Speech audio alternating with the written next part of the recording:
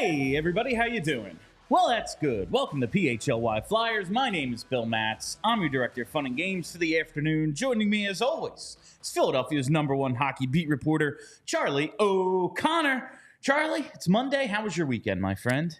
I had a very nice weekend. It was pleasant. It was quite pleasant. Yeah, it was quite pleasant. Did a lot of things. Was quite social, and then finally at the end, the Phillies did something right. So the Phillies won a game. They won a game. And was it technically today by the time that they no, because it was Sunday. Man, I'll tell you, it's tough to follow baseball the way, because we treat everything like football in this town. But when it's going poorly like that, my God, it's rough. Yeah. But it hasn't just been like a game or two. This has been prolonged. Hopefully they're turning it around for the sake of everybody's sanity. Pretty much. We need something to get us to football season, get us to hockey season, to Michkov season, and would really like for it to be like a Phillies playoff run again. That would be nice. That'd be cool. It would be. I would enjoy it. I'll tell you, I went up to Red Bank, Atlantic Highlands this weekend for Vulgarthon, for the Kevin Smith Movie Festival. It is awesome up there. Is it? I'll tell you, maybe North Jersey not as bad as I thought. That's a stretch. I really enjoyed myself. A lot of New York fans up there. There are, but I saw Clerks 3 for the first time. I've been putting it off, and then when this came up, I was like, I'll just see it like for the first time at the theater. This is something I'm going to talk to Kelly about, because I know you don't give a shit. Maybe around Friday, we'll talk about it. If you've never seen Clerks 3, man, do, but prepare yourself. I am still fucked up from it. Like, it depressed me for about 30 hours. Like, it was a bummer. It was a bummer. I was not prepared for that movie to hit me as hard as it did, considering it's like the third sequel and 8th installment of a Jay and Silent Bob movie. Yeah. But it was emotional. I'm just now starting to recover from it, quite honestly. But speaking about movies, tomorrow, Tuesday Reviews Day, we're going to be doing Mystery Alaska. So if you haven't watched it yet, make sure you're caught up on Mystery Alaska as we talk about that tomorrow. It's going to be a fun Tuesday. We don't have Kelly until Thursday, Friday this week, so it'll be just me and Charlie, but I think we'll be able to manage talking about Mystery Alaska. That's what's up for this week and tomorrow. But today, Charlie, I read your Scott Laughton season review. Back on the season review train, up indeed. On allphly.com, exclusively for Diehards. So make sure if you're not a Diehard, go to allphly and sign up. Do it now before the season starts. Get all of Charlie's premium content. And the season reviews are going to keep coming. The season reviews are en route. They're all for Diehards, because this is something I've done. I've done these season reviews every year, really, since I started at The Athletic. I think I even began them at Broad Street Hockey. I feel like I remember them at Broad Street Hockey. But I Hockey. really went all in on it at The Athletic, where it was, I do reviews for basically every notable player on the team. I'm trying to do the same thing this summer. Got a little bit of a later start than usual, but I have the schedule mapped out on a good old spreadsheet, and I think I can get through the vast majority of the players, if not all the players, that I want to write about that are still on the team and still expect to play a not insignificant role in the upcoming 2024-2025 season. So subscribe, join, become a Diehard member, and get to read them all. The first one you got posted is Scott Laughton, and I tweeted this when I tweeted like what today's show is going to be about, and it's going to be a lot about our boy Scott Laughton. Charlie, there will be a day, hopefully in the very near future, where we are no longer discussing Scott Laughton at length. Now, I like Scott a lot. I like him as a player. I like him as a personality. I like him as a guy in this room. I think he's good for the culture, et cetera, all that shit. We have spent way too much time over the last few years, basically since he signed his contract extension. Well, since the lead up to the contract extension. Since the lead up to the contract. Because it was possible he was going to get traded. Or signed, right, basically. Right. And that was in 2021? Yes, that sounds right. Yes. Like that spring, I guess? That winter into spring before the trade deadline? Yeah, I guess. Or was it 2022? I don't remember. Anyway, we've been talking I think it was 2021, though. I do. One day, hopefully, he is just like... Actually, no, it was definitely 22. It was 2021, 2022. Because 2021 was the January through May year, and it was not that one. Okay. Yeah, because that wouldn't make sense. That would have been weird. So it was 2022. Anyway, in 2 straight years, basically, of talking about possibly trading Scott Laughton, resigning Scott Laughton, what is his role? there will be a day where he is either traded or leaves as a free agent or is just the fourth line left winger on this team, being a nice veteran presence on the fourth line. And I very much look forward to those days. Today is not that day. Today is not that day. Scott Laughton is still an integral member of this roster, for better or worse. Regardless of what you think about Scott Laughton, he is a big, big part of this team, both on and off the ice. I love the lead to this story, though.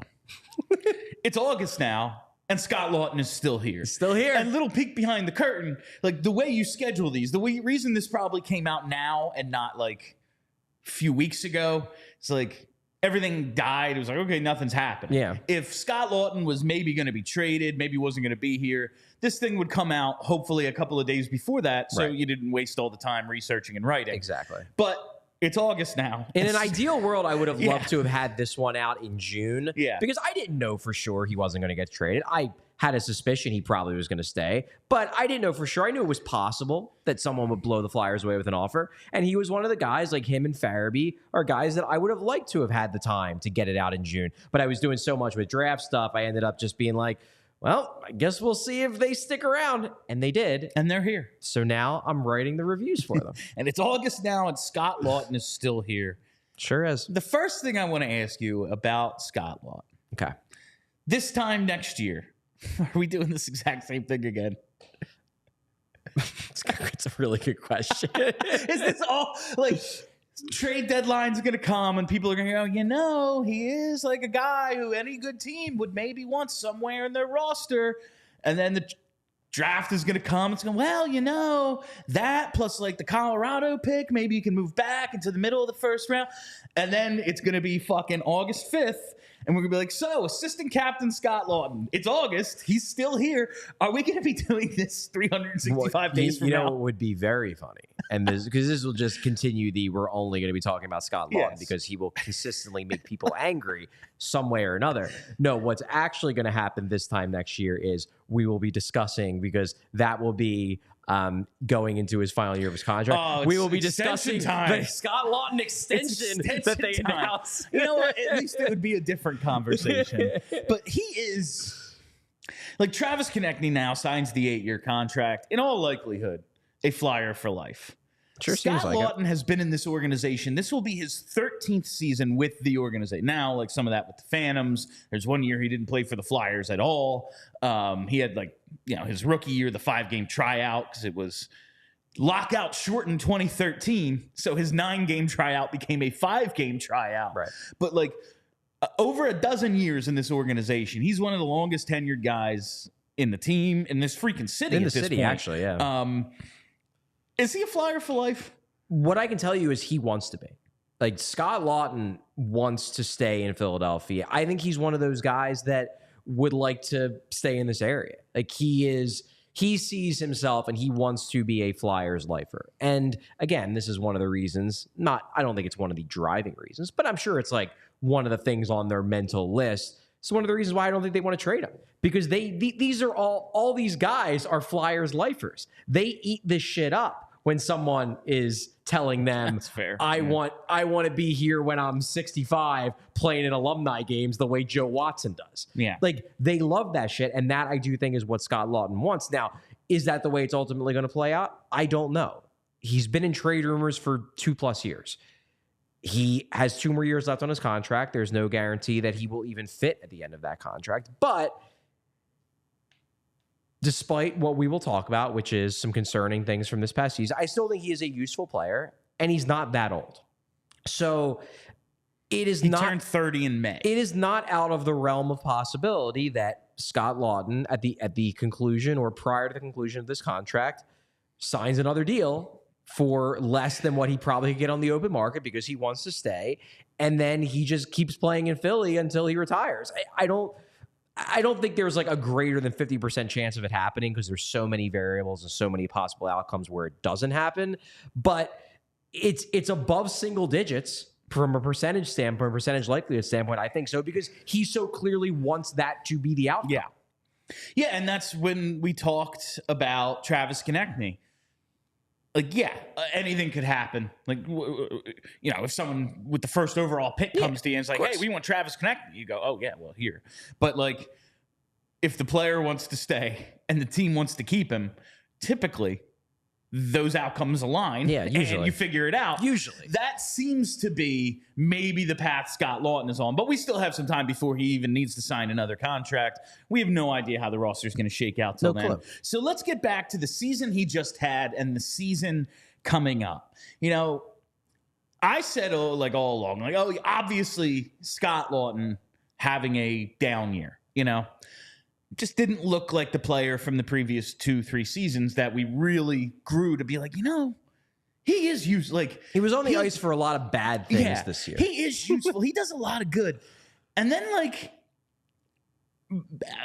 probably post trade deadline when we're 2/3 of the way through the year, you look at the numbers and go, hey, you know how we were saying, okay, so the goal total isn't going to be what it was, the points total, but it's basically the exact same. A few fewer goals, a few more assists. He basically had the exact same scoring year as he did the year before, where it was he was second line left wing playing with Kevin Hayes. Right. Probably he's not going to be able to replicate that. He basically did.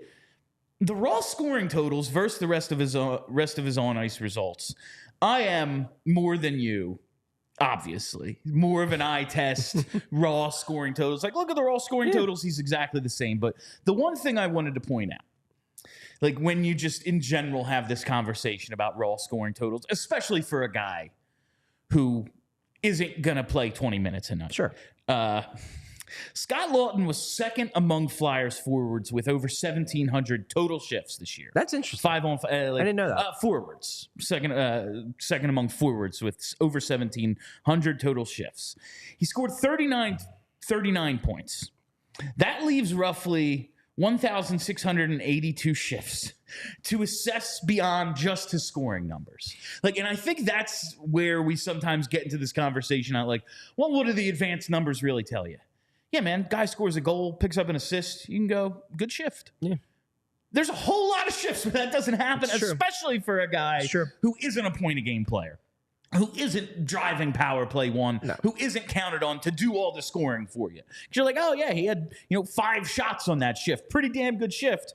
That's not who Scott Laughton is. So you kind of have to dig below the numbers. So while the scoring was pretty much on par with what you'd expect, it was his scoring numbers were pretty good. Shit, maybe not so much. That's the thing. The scoring numbers are good, especially when you account for the fact that he got significantly less minutes this year than he did last year. I break it down in the article, and last season, so not this past season, but the season before, he had 18 goals and 43 points. Okay.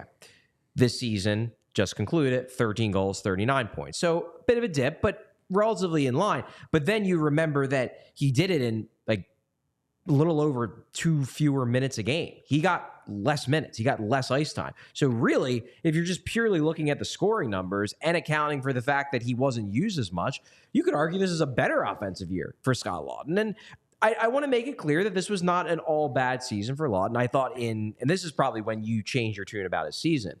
In February, he was real good. Sean Couturier stopped doing anything, and Scott Laughton stepped up, and the Flyers survived February because the drop off that killed their season really didn't start until early to mid-March, really mid-March. And I think it probably would have started earlier had Laughton not picked up the slack that Couturier had left when he stopped scoring at all, because they just basically replaced Couturier in the lineup with Laughton, and for a month, Laughton did his best Couturier impression, at least from a scoring standpoint. So February, Laughton carried the load. Good for him. Also, Laughton was one of the, if not the best shorthanded scoring forwards in the NHL. That didn't go away. He kept scoring a ton. He had that great combo with him and Konechny.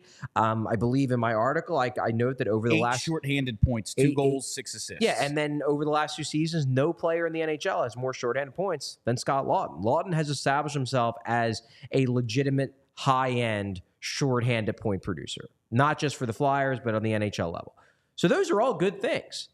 The bad thing is that, generally speaking, bad things happened when he was on the ice. The Flyers got outshot, they got outscored, they got outchanced. They just lost all of the important battles of 5-on-5 when Laughton was on the ice. And the weird part about it is that that's not him. It would be one thing if he was always a 5-on-5 liability. But throughout his career, he's always, and I put this in the article that you can see on allphly.com, he's always graded out if you're isolating the impact he has on his team's shot differential and his team's chance differential. Compared to other NHL forwards, he's generally landed in somewhere in like the 40th to 70th percentile. Very much middle of the pack. And for a guy who plays a middle of the lineup role, that's kind of where he should be. You know, if he was driving play to a, 95th percentile level, you'd be like, well, shit. If he can produce anything offensively, damn, he could be a top 6 forward. He's not that. He never has been that. But he's always been a quality middle of the lineup impact guy where he at the very least doesn't hurt you at 5-on-5, and often he helps you. This year, though, his impact on shot differential, sub first percentile. He was like, I don't remember the exact number, but I think he was something like 347th out of like 351 forwards in terms of impact. And the impact on expected goal differential, a little bit better, but still in the first percentile. So way down at the bottom. And you're just like, where the hell did that come from? Because he's never been this bad before in terms of what he's doing to help the team at 5-on-5 and not let them be outshot and outchanced. He's never been that bad before, and he was this year, and it was surprising. I think what's most surprising about that, now I won't say this was the Flyers' most talented team in the last few years, but it's as good a season as they've had in a little while. Yeah, true. Like you would think, okay, the team performing at a higher level, perhaps one of these guys, like, oh, so like all the lines probably did better. No, not the case. And yeah, he played less, and probably a direct result of him not doing all that well when he was out there. Definitely part of it. Let's put him out there less. Definitely part of it. It's just surprising to me that the team was, from just like a night-to-night basis, better. Just eye test. I can much more easier watch them without throwing shit at the television.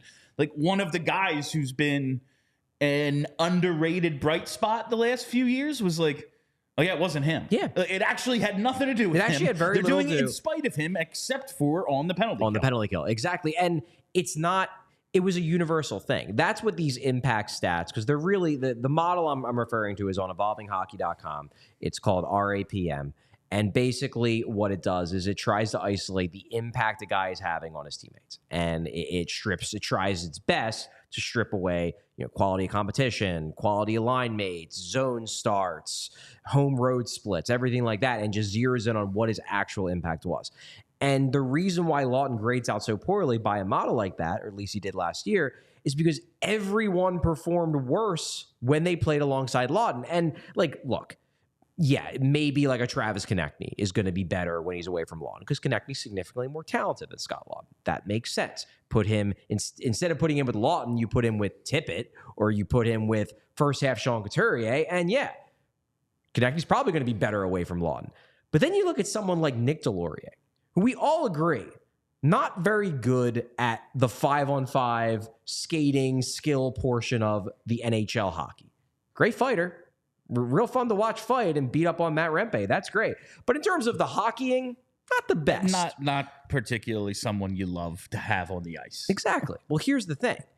When Delorier was on the ice with Laughton, okay, they're line mates, and you would think Laughton can drag up Delorier because Laughton's a better player than Delorier. The Flyers collected 37% of the expected goals. Real bad. Anything below 40 is horrific. Anything below 45 is not that great. You want to be above 50. But like if you're below 40, horrific. So, okay, that must mean that Delorier was the one making Laughton worse. Well, not so fast, because when Delorier was on the ice without Laughton, Delorier, the Flyers, collected 49% of the expected goals. Pretty decent. Basically break even. So and really... you're shorthand. Like when Delorier is on the ice, you have the worst line on the ice. Yeah. So basically...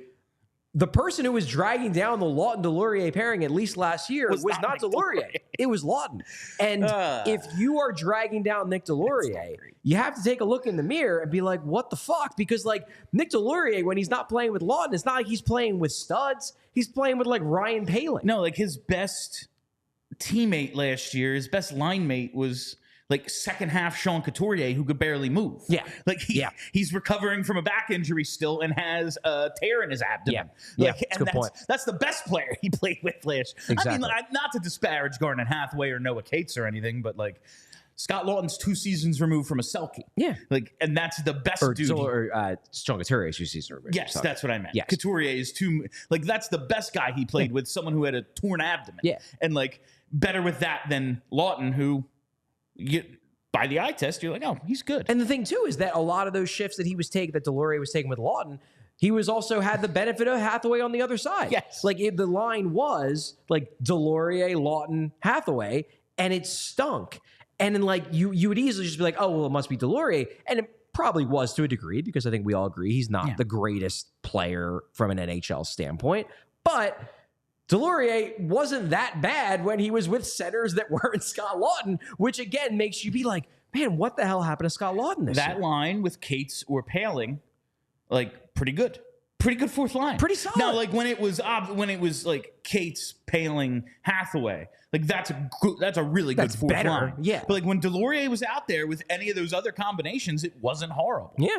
And for some reason, with Scott Laughton, like it was. All right, I want to get more into this, obviously, but right now we have to take a quick second to tell you about our friends at Rite Aid and their exclusive line of Rite Aid branded products in the LO Market at your local Rite Aid. It is this line of exclusive candy, snacks, and pantry items that are absolutely delicious and available at all your local Rite Aids. And the products include candy from classics like peach rings and Starlight Mints to gummy butterflies and sour worms. Who doesn't love a sour worm? I was telling you, I was just over at that film festival this weekend, and you're damn right, our pockets were full of Rite Aid LO products. They also have nuts and trail mixes packed with vitamins, minerals, all those healthy fats, all that stuff they tell you is good in nuts, popcorn, a whole bunch of different varieties of popcorn.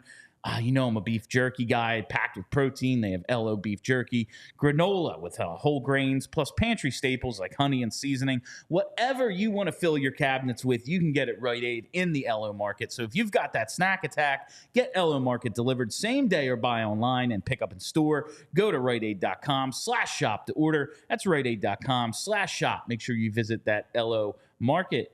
And while we're here, let's take a quick look through some Shady Rays. And you're like, Bill, why are you wearing a different pair of Shady Rays than usual? Well, these are the ones we have on set, and I'm wearing a different pair because my wife has a couple expensive pairs of sunglasses over the years that you know what she took this morning? Because she just likes them better. My Shady Rays. So I was left without the Shady Rays, so I had to go with this pair for today's read. That's how good they are. My wife chooses mine over like any of her expensive pairs of sunglasses. So you got to get ready for all seasons with quality shades built to last. And our friends at Shady Rays have you covered with premium polarized shades that won't break the bank. Shady Rays is an independent sunglasses company offering a world-class product rated 5 stars by over 300,000 people. Their shades have durable frames and crystal clear optics, making them the perfect choice for all outdoor adventures. And they have hundreds of options to choose from, so you're bound to find the perfect pair to match your style. I wear my Shady Rays basically every day when, Ava doesn't steal them from me. So if you're ever in the market for some sunglasses, you got to check out Shady Rays. One of the underrated parts of it, they have the best protection in all of eyewear. Every pair is backed by lost or broken replacements. So if you don't love your shades, you can exchange for a new pair or return worry-free within 30 days. There's no risk when you shop. Their team always has your back with personal and fast support. And exclusively for our listeners, Shady Rays is giving out their best deal of the season.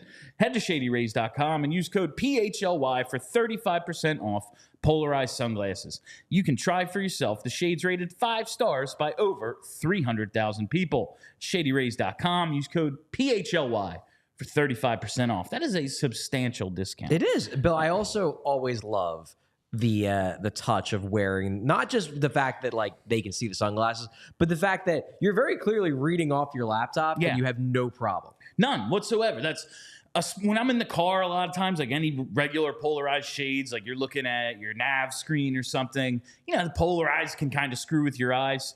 Not a problem at all with Shady Rays. And I'm in here with these bright ass, like camera lights, because this is a TV studio basically. I'm looking at my laptop. No problem with the Shady Rays. I don't think you'll have a problem with them either. All right, more on Scott Laughton. So this is where we get into like what's next with Laughton. Yeah. We kind of know what he is, and he's put up pretty consistent scoring numbers, high 20s, mid 30s scoring wise. Maybe he pops 40, but we kind of know what he is from an offensive production standpoint. I think reasonably, if he's not being used the way he was 2 years ago, you could pretty much pencil him in for somewhere in the 30 to 40 point 30-ish points. 30 to 40. He's got 39 this year, and he wasn't playing that big of a role, and he wasn't even playing all that well. So where now do we kind of fit him into this lineup? Because this is like the top 6. You can put them in really any order, like who's going to fit with who. But the fourth line is kind of what the fourth line is. We need to see more Brink this year. Like, we kind of need to pencil him in third line right wing or whatever and just let him go and see what he is. Hopefully. He comes in, like, he's going to need, we're going to need to find out what certain guys are. Scott Laughton, we know what he is. Where does he ideally fit? Because there was an interesting thing, like, what happened to him last year? Well, played a ton of center, and maybe that's why it didn't go so well for him. So where, like, ideally does he fit? And right now, are they kind of stuck with him at center? I think they kind of are, because basically with the way their center depth is set up, obviously Frost is a center, obviously Couturier is a center, obviously Paling's a center. Okay, so there's 3. It seems like they, especially in the final month and a half, 2 months of the year, and I think rightfully so, they sort of settled in on the idea that Noah Cates is not a center. Now, rewind the clock back this time last year, Noah Cates has spent pretty much the entirety of the 2022-2023 season serving as a center. In fact, serving as like a top 6 center. De facto 1C because the coach hated the other guy. Yeah, he was either 1C or the 2C. Yeah. Exactly. So this time last year, we were talking about Noah Cates as a center. He started this past season as a center. Did not score at all, got hurt, came back, and then they kind of started to move him to wing. By the end of the year, he was pretty much exclusively a wing, and I get the sense that that's where they think he's best served, at least for now. They know he can play center in a pinch, but I think he starts this upcoming season, Noah Cates does, at wing, and if he does, Laughton kind of has to play center because you need one more center, and they don't really have one. Like, I guess you could say that, like, maybe one of the guys they signed from the Swedish league could potentially, maybe earn that 4C spot. Paling bumps up to 3C, and then you move Laughton over. But in that case, then who's Laughton bumping out of the lineup? Is he bumping Cates out of the lineup? Is he bumping Brink out of the lineup? There are guys in the lineup they probably would want in, and I don't think benching Laughton is a realistic option for the coaching staff, at least not yet. Maybe if he has a really bad first half, but they didn't bench him at all last year, and he was real bad from, like, I would say the beginning of November through the middle of January. He was actively poor, and they never benched him. So I don't think benching Laughton is really in the cards. So I think he is a bottom 6 center to start the year. Now, could he end up serving more as the 4C if Paling outplays him? Sure. And that happened for significant stretches of last season. Paling jumped him at times. Not the entire year. They bounced back and forth, and it was dependent on who was playing better. But I could see a scenario where Laughton starts the year nominally as the 4C and Paling is the 3C if that's the way it plays out in camp and preseason. But it's hard for me to envision a scenario where he's not starting the year down the middle, because who else are they going to play there if they don't think Cates is a center anymore? And that's the thing, like, that's where we get into, okay, so we need to figure out what Bobby Brink is. We need to figure out what Noah Cates is. And it's like, can they do that with Laughton as a center? Because he's better on the wing. He can play center. And like you said, they only have so many centers. Right. So he's got to do it, basically. Like, is it hurting the development of guys? Is he hurting the development of players that you need to... I think we kind of know what Cates is, but maybe there's more there. He did... Now, listen, he was playing, again, top 6 minutes and sometimes 1C minutes. Yeah. But, like, he did have 39 points as a rookie. Like, there might be something a little more there with Cates. I think offensively there's more there than what he showed last season. I don't think he's a 40-point guy. But I think there's more than what he showed last year. It did happen. Like, he did put up the 39 points regardless of the ice time. It happened. Like, is he kind of being stuck with him in the role he's in? Is that holding back guys like maybe Bobby Brink or Noah Cates, who he might be playing with one or both of them? So what I'll say is that last year's version of Laughton, yes. Like the guy who is, and as I said earlier, in the first percentile in terms of expected goals and shot differential. Yeah, that guy is actively holding back the development of his wingers because every time they go on the ice with them, they're getting buried in the defensive zone. The hope, however, and this is a big part of the piece I did, is that that's not the real Scott Laughton. That the guy who was obliterated at 5-on-5 for large portions of the season, and then if you look at his overarching numbers, that's what it says, is that he was obliterated last season when he went out there at 5-on-5. That guy's a hindrance. The guy who for the 4 seasons before that was consistently in the mid-tier of NHL forwards when it comes to the impacts he has on his teammates at 5-on-5, that guy, no. Like, I don't think he's actively helping. I don't think, you put Bobby Brink next to that version of Scott Laughton and you think to yourself, man, Bobby Brink's getting a lot of help. But I don't think he's hurting anybody. It's just that he needs to bounce back because you can't have a second straight year of him being an outright liability at 5-on-5. No matter how good he is at shorthanded point production, you can't have a guy like that dragging down your wingers, however many shifts. You said he had the second most shifts on the team among forwards. Yep. You can't have that many shifts being spent on a guy who's dragging down his wingers, especially when you're trying to develop a lot of those wingers. Like, look, I'm not saying he's going to be his regular center. I would be surprised if he is, but like Mitchkov's going to get shifts with Laughton. Yes. Like, it's going to happen. Probably not a ton, but he's going to skate with him sometimes. And I don't want him to be skating with the Laughton from last season. I would have no problem with him skating with the Laughton from 2 seasons ago or 3 seasons ago. That would be fine. Laughton just needs to find a way to get back there. And this just came to my mind. Like, obviously, Michkov needs to be mature and not lose his shit on Scott Laughton. But last year's version of Scott Laughton, who might be dragging down his line mates, we know what kind of personality Matvei Michkov, or at least we've been told, they've been hinting at. Yes. Sometimes, if he's with a lesser line mate, he might fucking yell at him from time to time. Scott Laughton, extremely popular. Yeah. Ivan Provorov didn't get traded because he doesn't like gay people. He got traded because he wouldn't wear the jersey that Scott Laughton wanted him to wear in support of the gay community. Right. Scott Laughton, most popular guy in the locker room. Yeah. If he starts yelling at Scott Laughton, that could cause some sort of rift. It could. I think Laughton is mature enough that he wouldn't necessarily hold it against the game. But I do agree. If that version of Scott Laughton is playing with Michkov and then Michkov comes off like the asshole, that could cause the problem. Yeah. So hopefully that's not the case. In an ideal world, those two do not take many shifts together. Sure. I like Scott Laughton a lot, but where I want both of those guys in the lineup is not all that close. Yeah.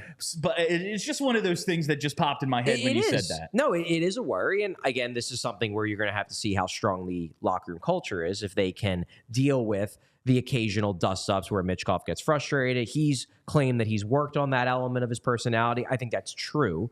But it might happen from time to time, and the locker room and the people in the locker room will have to be mature enough and strong enough from a togetherness standpoint to handle that.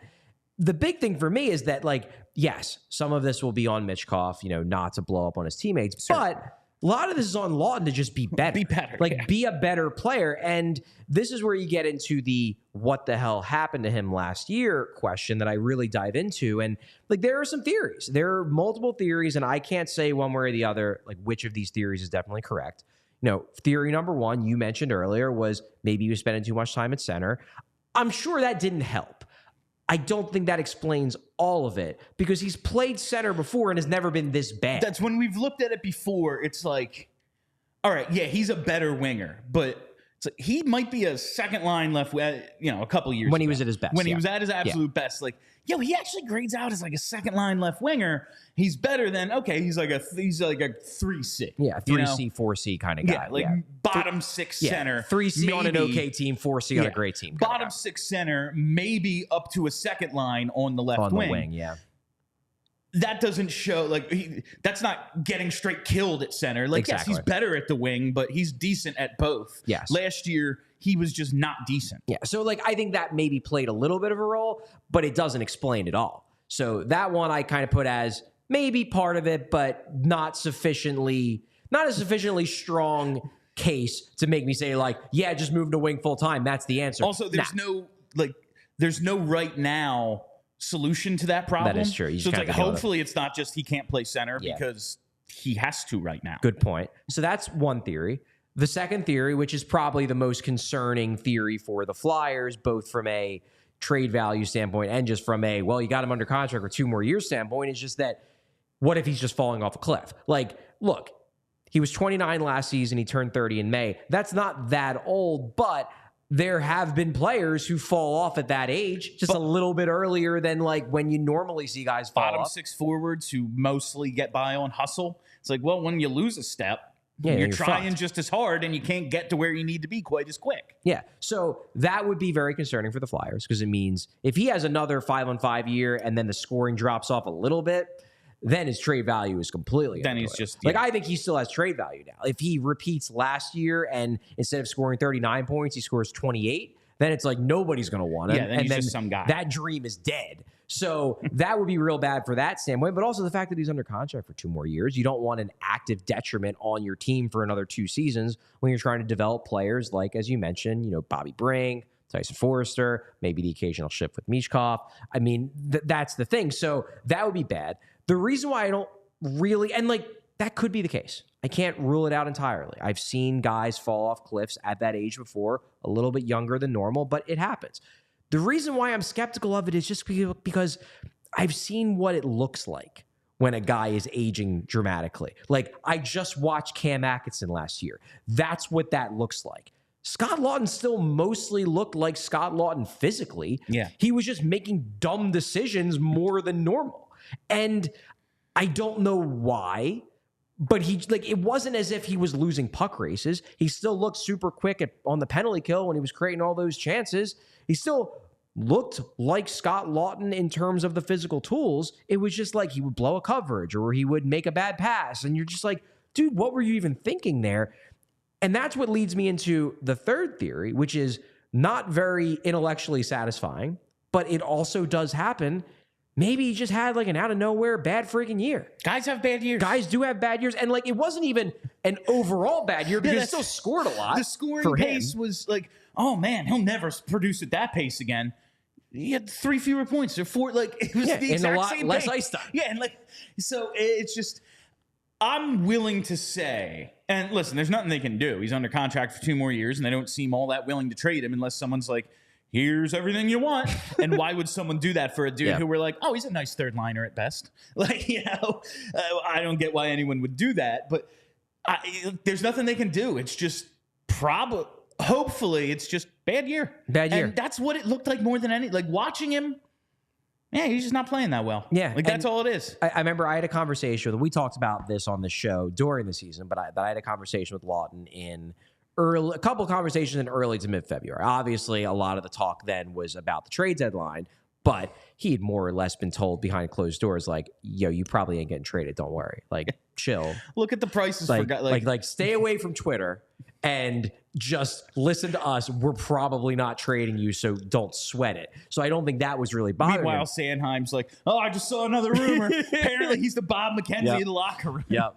But point being is that I think these conversations with him in early to mid-February, he basically said over the All-Star break, he just kind of had like a come to Jesus moment where he just decided, like, stop fucking thinking. Like, all you're doing on the ice is only thinking. hurt the club. Stop thinking and just go out there and play. And then lo and behold, he has the one really good month he had. He was legitimately good in October, and then he was legitimately good in February.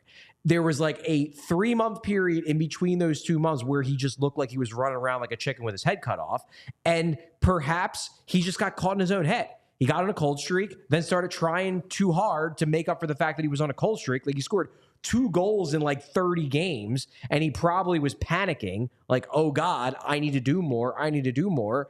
And then his whole game fell apart. And then in February, he got it back going again. But then March and April was back to not great Laughton, but I kind of wonder if that was less him. I wonder if that was less him playing poorly and more that he was being forced to play way above his talent level, because then it was like, okay, well, like, I guess you're the 1 seed because like we still don't trust Frost yet and Couturier can't play. We don't like Frost. Coots, we're not telling you he's hurt. We're actually telling you he's healthy, but he is hurt. Ryan Paling is getting 1C minutes. Like, someone has to play. Yeah. It was Scott Laughton. Yeah, and maybe that was more a case of he was just getting played above his head, and then obviously then the production goes down because then he's facing off against like Artemi Panarin on a nightly basis. Which Like, is not his role. yeah, we don't want him doing that. No, I like him a lot. If he's out there against Panarin, we're losing that shift. Most likely. That's what's going to... Unless he blocks the shot and the puck comes out to center and he wins the race and scores on a breakaway, he's losing that shift. Yeah. So I do wonder if this was kind of just a perfect... And again, it's not like everything was bad, but at 5-on-5, it was something of a perfect storm of suck where got caught in his own head, lost his structure for a couple months, and then figured it out, got back going, and then it was like, oh, God, we don't have anyone else. Now you're a top 6 center, and he can't do that. No. Because he never could do that. No, it's not who he is. I keep going back to, like, one day, Scott Laughton will just not matter that much. Even if he's here. He might be the captain of the goddamn team. Yeah, like we're gonna get to Coots in a second. Like, probably not gonna happen. Like, but he could be the captain of this, but he just will not matter this much. And I so much look forward to that day. But today, Charlie, like, you started your season reviews with Scott Laughton. It is unbelievable that after a dozen years with this organization, of him being, yeah, man, nice bottom 6 forward for years. you. Yeah, he was drafted in 2012. Yeah. Was it 2012 or 2011? It was, I believe his rookie year is 12-13. So it was 2012. But it's like, I think they only played 13, like in 2013 that year. But whatever. The guy, one day will not be that important. It is still not that day. Like, it's not that day. He still continues to be one of the most important players for this organization. Even though it's like, yeah, man, hopefully he's on your third line. Like, the best version of Scott Laughton we can ask for is he's a good third line center. He's also just... Look, I'm not saying he's not important because there's a reason why he wears an A. There's a reason why they won't trade him, despite the fact that he didn't have like that great of an all-around year. I do think he is one of those guys that's probably... He gets an outsized amount of attention on Twitter and online as opposed to like the casuals are just like, oh yeah, Scott Laughton. Yeah, he does some cool things sometimes. Neat. He gets talked about a lot for a few reasons. Number one, because, and this is, I think, really a lot of the driving force of it, particularly people online, because they were following these rumors very closely, cannot get it out of their heads about the rumors that you could have gotten a first-round pick for him, not at this draft, but before last year's draft. That really sticks in people's heads because it's the idea of you had a chance to get an overpay for a guy who is older, who probably isn't going to be on the next great Flyers team, and you passed it up. I don't know if that was actually the case or if maybe there was more complications to that deal beyond just like straight up, hey, here's the 29th pick for Scott Laughton. Now we're good. Maybe the deal was bigger than that and there were other reasons why they turned it down. Or maybe they did turn it down because they just view him that highly. But I do think that that's a lot of the reason why he comes up so much on social media because people are still frustrated with the idea that you could have gotten a first for him and you didn't. So that's number one. Number two, I do think he has become, in Twitter circles, something of the, not like the sacrificial lamb, but sort of like the shining example for people who think the Flyers aren't going far enough in their rebuild as proof of why, like proof why they're not going far enough. Because in their mind, the idea of having a rebuild with Scott Laughton on it is, it makes them apoplectic. It drives them nuts. So Laughton comes up all the time because he's something of a lightning rod for debate online. That's reason number two. Reason number three is the culture. That is the big thing because there's always going to be debates about the importance of culture. And the Flyers have made no bones about one of the big reasons why they value Scott Laughton as highly as they do is because of his impact on the culture. And the thing with culture is that it is inherently impossible to quantify, which means that it's an easy thing to debate about because you can't prove it one way or the other. I will never debate like the importance of locker room culture. It's just like, you can't measure it. If you can't measure it, how can you like say its impact? Like, yes, there's definitely an impact, but the thing is, you just have to take their word for it. And like, that's something that understandably the online community is not just going to necessarily accept. You absolutely need good culture. You absolutely need good leaders. But I always just say, like, you know who the best captains in the NHL are? Captains of the best teams. Like, is Jonathan Taves the greatest leader since Marc Messier, or is he simply the captain of the team that won a bunch of like? Was he the only leader on that team? Like, is he the driving force of that? Or was it like you had the best American forward in forever in Patrick Laine, and you had a really great blue line, and you had like Corey Crawford for all those years, who was a top 10 goalie. Like, you had all these things. And it's like, yeah, and we have a great captain. Yeah. Like, maybe, or you had a great team and you happened to name him captain. Mike Richards was a great captain, and then he wasn't. And then the team hated him, so he wasn't. Like, you can't quantify these things, and I'm not going to say they're not important. They are. They very much are. But like, they clearly are. You can't like stick how a can number. You make that can't be your number one thing. Like, you know what makes a great culture? Winning. The best team, the best cultures in this league. Yeah, they're winning teams, and it kind of becomes a chicken and an egg thing. Yeah. How do you create that without actually winning? Yeah. Well, here's another point of debate, and I bring this up in the piece, but you've brought it up. You actually were the one who kind of like pushed this narrative like in on the show, and I was like, nah, it makes sense. Like, I could see that definitely being one of their thought processes is how much of an impact on their decision to keep Laughton versus trade him is driven by the fact that Mitchkov is here.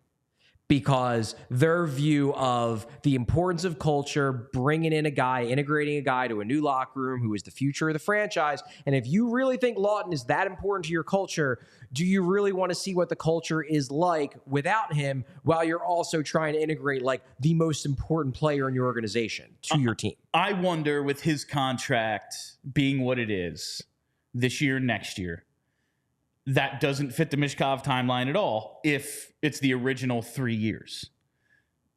Now that he's here early, 2 years early, and look, there's 2 years left on his contract. It's like it actually makes more sense to keep him now, whereas maybe under the original Mishkov timeline, it made more sense to trade him. It's a reasonable point. I wonder if that's part of it. I kind of believe it is. Honestly, I believe it is. Well, and I end the piece. Like, these are my last 2 sentences in the article I wrote. It's like, perhaps the Flyers' current culture would still exist sans Laughton. Perhaps not. But the important part here is that the Flyers worry it wouldn't, or at least they worry that it wouldn't be as strong without him. And entering a season in which their top prospect is being introduced to the room and the NHL at large, perhaps they just weren't willing to find out. What you should find out about? Oh, it is one of our newest sponsors here. It's Bet365, my sports book of choice. Whatever the sport, whatever the moment, it's never ordinary at Bet365. Bet365 has 90 million users worldwide, live streaming 780,000 events a year. This early payout thing, I just think, is the coolest, one of the coolest features I've ever seen at any sports book. And I've been dealing with a lot of them going back to my years, at the other company, working on gambling shows and everything. This is so interesting. The early payout offers across NBA, NFL, NHL, and Major League Baseball. It's pretty crazy to look at. You can get straight bets paid out or parlay selections marked as winners when your team, say in the NHL, gains a 3-goal lead. You go up 3-0. You bet on the Flyers in the opener. Flyers go up 3-0 in the first. Boom! You get your money right away. Even if they blow that lead throughout the game, say Sam Ersson all of a sudden just forgets which way is which. Oh, Flyers lose 4-3 in overtime. That's a bummer, but it's not a bummer for you because you got your early payout. That's how Bet365 rolls, and I think it's really worth checking out at Bet365. We don't do ordinary. We believe every sport should be epic, and right now, new customers can get $150 in bonus bets when you bet just $5. Use the code PHLY365 to sign up, deposit $10, and claim your offer. There's so many awesome boosts, same game parlays, so many offerings at Bet365. You don't want to miss out. So download the Bet365 app, use code PHLY365 when you sign up, and check out our boosts to see why it's never ordinary at Bet365.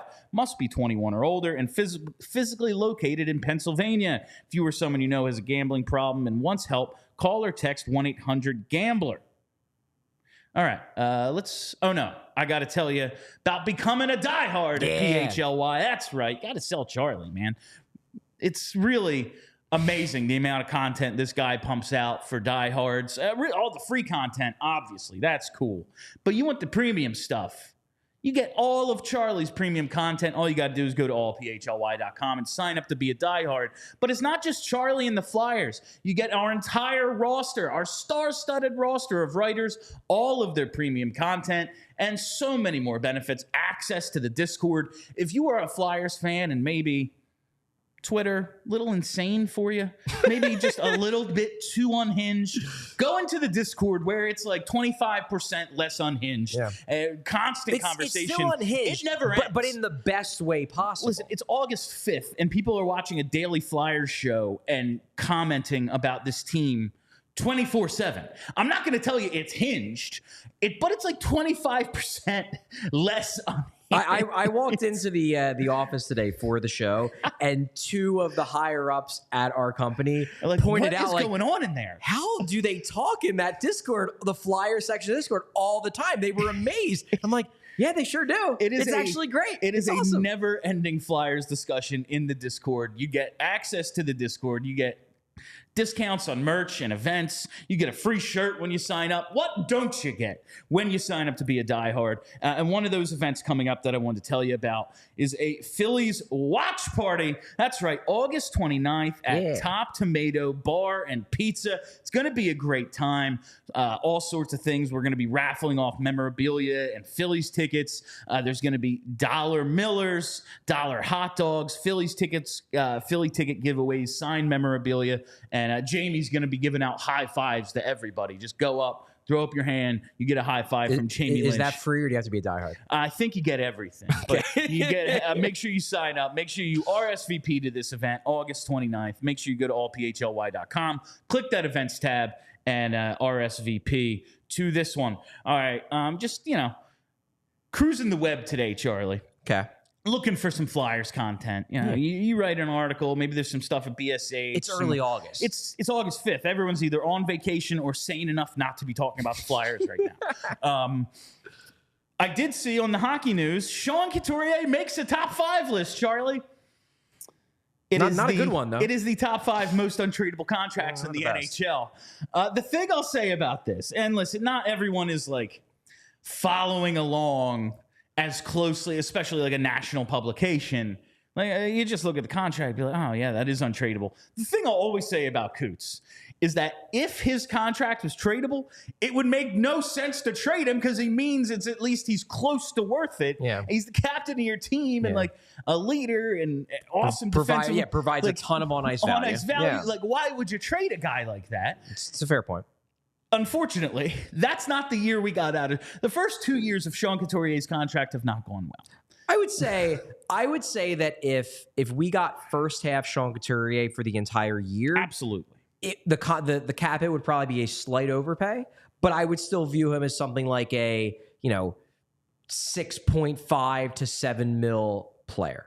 Unfortunately, then we got the second half where he looked like a $1 million a year player, which is the concern. Yes, but that's the one part about it. The fact that if he shows up in this top 5 untradeable contracts list, it does make me chuckle a bit because it more or less makes the case that I was making back when when he changed agents. And the theory was, oh, is he going to ask for a trade? Might this be a prelude to him trying to force his way out of Philly? And my thing was, okay, number one, that's not the read I'm getting from this situation. But like, look, making an agent change to a power broker like Pat Brisson, it's a big deal, especially when you've already signed your big contract. It's noteworthy. It deserves to be talked about. But number one, I don't get the sense he wants to leave Philly yet. Number two, and more importantly, even if he did, and even if he went to Briere and said, Danny, I can't deal with torts. I want out. I don't know if they could trade him. No. At least not now. No. After that second half, coming off the injury, having 2 back surgeries in the last, couple years, and his age, the remaining years on the contract, like, it's kind of a situation where, like, yeah, Coots, like, if you want, you can request a trade, but I don't know what we can do for you at this point. I don't want to if we have time. If not, it doesn't really matter. But, like, Don Waddell's talking about Patrick Laine. He's like, yeah, I don't really care to cover 50% of his salary. Like, that's not something I'm all that interested in. If I wanted to do that, he'd be traded already. Like, if you're going to pay Sean Couturier, you might as well pay him to play for you. Like, because they'd have to 50%. Sean Couturier at 50%, given what we saw in the second half of last year. Like, right now, if I'm another GM, I'm like, no, he's still not worth it. Exactly. Yeah. And this if second half Couturier is the real Couturier, he's not worth, what would that be like 50% of 3.8, something like that, 3.8-ish. And this is from 3.9-ish. Straight from the article from Adam Proto over at the Hockey News. Given that Couturier is making $7.75 million per season for the next 6 seasons, he's in no man's land contractually speaking, and he's not going to find a new home anytime soon. Yeah. Couturier also has a full no movement clause for the next 5 seasons, but given the way things have gone for him in Philly, Couturier should welcome a change of scenery. I don't agree with that sense. That was one of those. I don't agree with that. That was like I don't watch. That's a national writer kind of, and not to like criticize him. It's just like, you don't clearly have that inside perspective that someone who, like, say, watches a Daily Flyers podcast would have compared to a national writer. And he goes on, the problem is no teams will be stepping up to bring him in. He's not a buyout candidate realistically, and he's not likely to rebound on offense. He is a veteran who's seriously overpaid, and there's nothing that's going to change that label in the foreseeable future. Okay, so one thing, I want to make this clear, that I am not seriously overpaid. I do think there's a way to change that label. Yeah. Overpaid he's going to be unless the unthinkable happens and he goes back to pre-pandemic Sean Couturier. I am not saying I am expecting this. I am saying that I am not ruling out the possibility that we get a big bounce back year from Couturier for a couple of reasons. Number one, if it turns out that the second half decline was almost entirely due to him being banged up, he had the hernia, there were apparently a couple other things he was dealing with as well. If it was just that, and it wasn't aging, it was just he was playing through injury, it was Giroux with the hernia thing and played through it and looked like he was finished, and then turns out he wasn't. Holy shit, he scored 100 points. What do you know? That could be a plausible explanation. If he goes back to being first half Sean Couturier, who was a darn good player, drove play really well, scored probably at like I'd have to go back and look at the numbers, but my guess he was probably scoring something like a 60-ish point rate, like around that, 60 points over 82 games. Then if you add in the possibility of the power play getting better, because Couturier, like there are guys on this team, like guys like Farabee, guys like Tippett, where I don't quite know what their ideal fit on a power play is. I just don't know. Like, I think they can find it. I think they do have an ideal role on a power play. I just don't think that the coach has figured it out yet. Sean Couturier, on the other hand, he is a smart enough player that like he could rack up a ton of points on a Michkov-driven power play playing like anywhere. You could put him at the bumper. He succeeded there. You could put him at net front if you're using more of a dual net front, dropping below the goal line kind of role. You could put him on a flank, and he could probably do pretty well there too. He's smart enough and skilled enough where if he can skate, if he isn't completely cooked, he could pick up a lot of secondaries by just playing off Michkov, because like Couturier may be the only player on this team who like can think the game at the same level that Michkov can. And you can't tell me that if Couturier can get back to first half Couturier, that he can't find a way to be an integral part of a successful Michkov power play. I think it's possible. Before we finish this conversation, I just want to thank all of our PHLY diehards. I told everyone to sign up just a few minutes ago, but the ones who already have, we couldn't do what we do here without you at PHLY or all across All-City. So thank you very much. All right. I just think it can't be ruled out. It would not blow me away. Like, I'd be surprised. It'd be a big pleasant surprise. It would not blow me away if Couturier popped off and had a 70-point year, because he goes back to being first half Sean Couturier and the power play's better. Right now, and one thing I want to say about his role in the power play is we know this team has no centers. Sean Couturier gets back to something close to what he was. Winning faceoffs was a big part of what he did. And I know a faceoff, it's an overrated stat. Special teams faceoffs are huge. Yeah, puck possession, penalty kill, power play, both real big deal. You win that first face-off in the offensive you're zone. set up. Yeah. Like, what's the hardest thing for the Flyers to always do? I mean, now it's scoring goals. Now it's everything. Historically, like getting set up, just getting that first okay, and here we go. Get that puck on Michkov's stick, you're set up. Like, that's going to be, I think, where he shows, and I think Couturier can help him in that regard. You're saying 70. Like, I'm saying that's like the dream. That's the dream. For me, like, what I am realistically looking at for Sean Couturier, give me 40 to 45 points and 55% in the dot. And you'll cool. deal. I will live with you being overpaid, because the one thing I'll agree with is especially not yet a buyout candidate. A lot of his contract signing bonuses real hard to buy out. Say they can't now; they missed the window. Yeah. Say next summer they're looking to buy him out. Mm-hmm. The 2025-26 cap hit would be $4.43 million, save about 3.3. Oh, okay, cool. You can live with that. Then the following then it would be 6.68 in 2026-27. That's, you save a little over $1 million. Then 2027-28, 6.933. You save $817K. You're saving nothing by buying them out for like the next 4 or 5 years. And then for 5 years after that, it's 683, like whatever. Yeah, that's a rounding error. Cool. But like, we're talking about through the end of the decade. Through the end of the 2020s, you're saving close to nothing. At that point, it's just like you might as well keep Might as well just see if he can have a good year. Yeah. Like one of those years. Yeah. Like, what's the point of buying him out if you're not saving any money? Yeah. Like, okay, we need the roster spot. For whom? Like, who are these? We'll deal with that when we get to it. But especially now, no, he is not a buyout candidate. Like, it makes more sense just to cross your fingers on Couturier for the next couple of years. And again, you would like to. There will always be people dreaming of the idea of trading Sean Couturier. I'm not saying it is actually impossible. Maybe you get creative. And I do think that was part of Couturier's decision to switch to Brisson, because I think Couturier knows that, like, Couturier is not trying to get out, to be clear. And if you've listened to any of his interviews he's done this summer, it's abundantly clear they just named him captain. Like, he wants to be in Philly. He has roots here. He likes it here. He wants to make this work. But you can't tell me that there's not a nagging thought in the back of his head of like, okay, if this upcoming season is an absolute disaster in terms of the way Torts treats me and the way our relationship is in the locker room, and like if we're not even talking, like, you can't tell me that he's not thinking in the back of his head, like, that is a possible outcome. Maybe not likely, but possible. And if that's the case, I might want to try to figure out a way to get the hell out of a bad situation. That's why getting Brisson as an agent is a good idea, because it's going to be real tough to execute a trade.